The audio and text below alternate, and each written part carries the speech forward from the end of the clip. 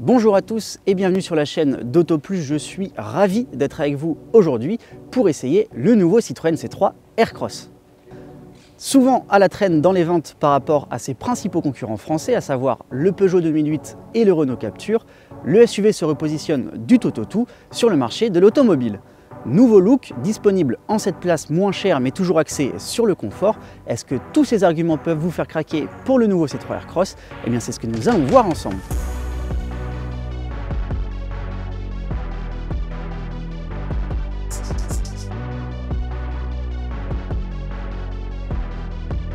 Quand on vous dit qu'il change du tout au tout, ce n'est pas pour rien puisque de l'ancien C3 Aircross, le modèle que l'on a aujourd'hui ne garde que le nom.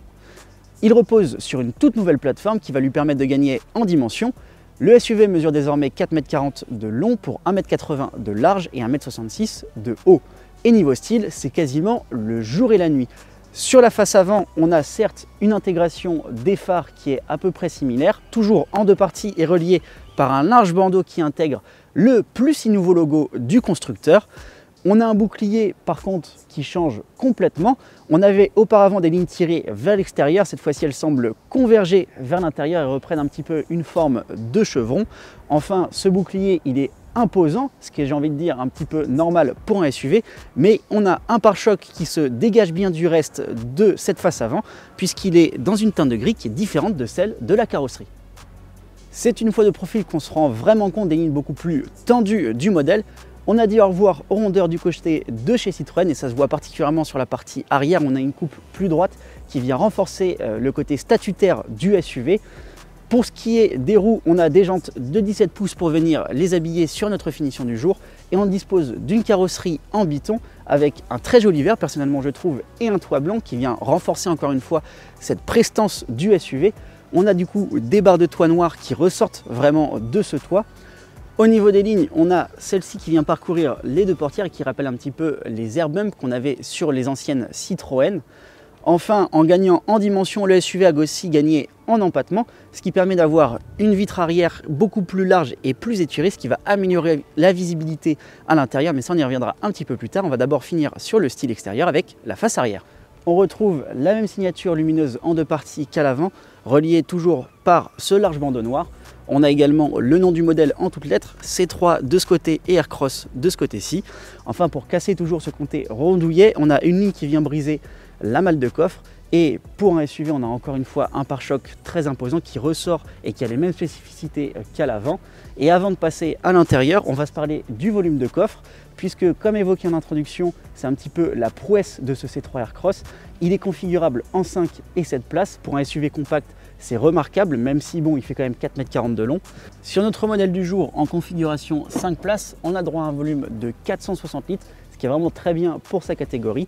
En finition 7 places, on aura le droit à un volume de 330 litres avec la banquette du 3e rang inclinée et enfin avec tous les sièges relevés, banquette du 3e rang inclus, on aura le droit à un volume de coffre anecdotique de seulement 40 litres.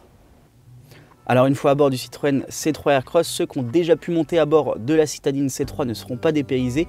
On prend les mêmes et on recommence. On retrouve le double mini-écran situé en face du conducteur et qui va servir de compteur. C'est pas forcément ce qu'il y a de plus joli, mais ça a le mérite d'être clair et concis. Moi personnellement, ils me font un peu penser à ceux qu'il y avait sur la Xara Picasso. Et en plus, ils sont situés assez haut sur le tableau de bord et ça va permettre au conducteur de ne pas quitter la route des yeux quand il regarde sa vitesse. Ce double écran est associé à un écran tactile central de 10,25 pouces sur notre finition max, qui lui aussi n'est pas forcément des plus jolis, mais qui est encore une fois clair et concis. J'ai l'impression qu'il est assez réactif en plus de ça, donc c'est plutôt un bon point de la part de Citroën quand on sait que les bugs électroniques, c'est un petit peu le fléau de notre génération de véhicules. On retrouve quand même des boutons physiques pour gérer la climatisation juste en dessous, qui sortira par ces bouches d'aération que l'on connaît bien aussi désormais chez le constructeur, très fines, verticales aux extrémités du tableau de bord et horizontales sous ce fameux écran central. On retrouve également un volant avec un double mets-plat qui rappelle un petit peu celui de son cousin français de chez Stellantis, le Peugeot 2008. On reviendra dessus un petit peu sur la conduite au moment de prendre en main ce Citroën C3 Aircross. Enfin, pour ce qui est de la finition et de la qualité des matériaux à bord, il y a beaucoup de plastique certes, mais on retrouve quelques touches de tissu, notamment sur le tableau de bord qui est largement garni en face du passager et du conducteur. On en retrouve aussi un petit peu sur les contreportes et on profite de sièges Advance Comfort qui sont vraiment confortables pour le coup, hein, c'est dans le nom, hein, et qui vont être bien garnis aussi au niveau de l'assise, donc pour conduire ça va être top. Et qu'est-ce qu'il me reste à dire sur cette partie avant? Plus grand chose, on va parler un petit peu des rangements. On a une boîte à gants du côté du passager, quelques rangements dans les contreportes et sur la console centrale et sous la coudoir qui est ici, mais le plus important ça va être aux places arrière. Alors à l'arrière de ce C3 Aircross en configuration 5 places, on a beaucoup d'espace au niveau des jambes forcément avec son long empattement de 2,67 m. On parlait aussi de luminosité quand on a évoqué l'extérieur avec ses grandes vitres arrière latérales. Eh bien on la ressent tout de suite, même si là je vous avoue qu'il n'y a pas beaucoup de soleil. On profite en plus d'un ciel de toit qui est clair avec des sièges avant qui sont clairs aussi sur le dessus. Ça égaye toujours un petit peu cet habitacle. Au niveau du confort, on est également aussi bien installé qu'à l'avant avec des sièges bien rembourrés. Là-dessus, il n'y a rien à dire. Et en plus, au niveau de la tête, pour mon 1,80 m, ça passe nickel. Honnêtement, on pourrait presque faire la sieste pendant que quelqu'un conduit. Et quand chez Auto Plus, on vous dit qu'on se met à la place du conducteur, on se met aussi à la place des passagers.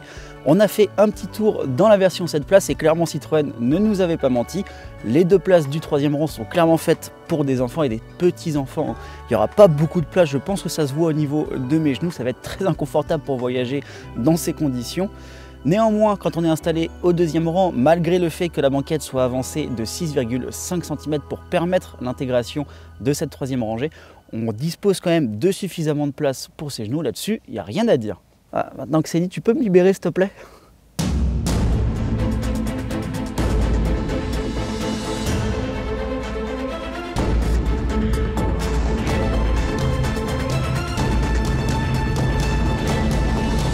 Alors une fois volant de la Citroën C3 Aircross, rien ne vaut une bonne vieille clé de contact pour démarrer le moteur.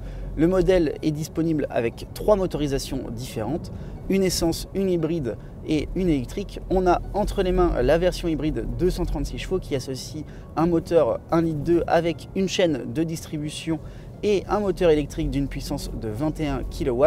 Le tout est piloté par une boîte automatique électrifiée, ce qui va permettre de rouler en 100% électrique à faible allure en ville ou dans les embouteillages par exemple.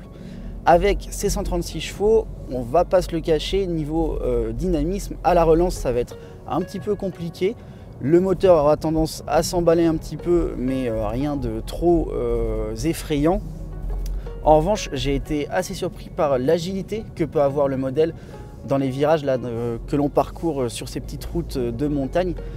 La direction est fluide, elle suit bien l'intention du conducteur et en vrai on prend un petit peu de plaisir mine de rien à conduire ce C3 Aircross. Ça c'est un vrai bon point.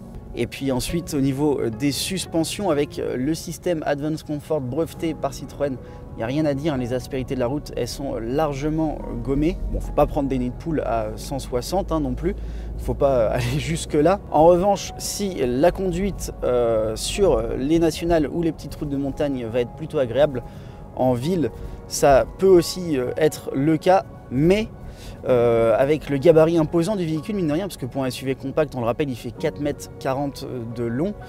Pour se stationner par exemple, même si on va être aidé par les caméras de recul et les radars de recul, ça peut être un petit peu compliqué. Hein, faudra peut-être s'y prendre en plusieurs fois pour être sûr d'être bien garé. Et après sinon sur autoroute, c'est assez royal. Hein, avec encore une fois le confort qui est le point d'honneur de Citroën. Les voyages en autoroute, on pourrait presque lâcher le volant des mains, hein, même s'il ne faut pas le faire.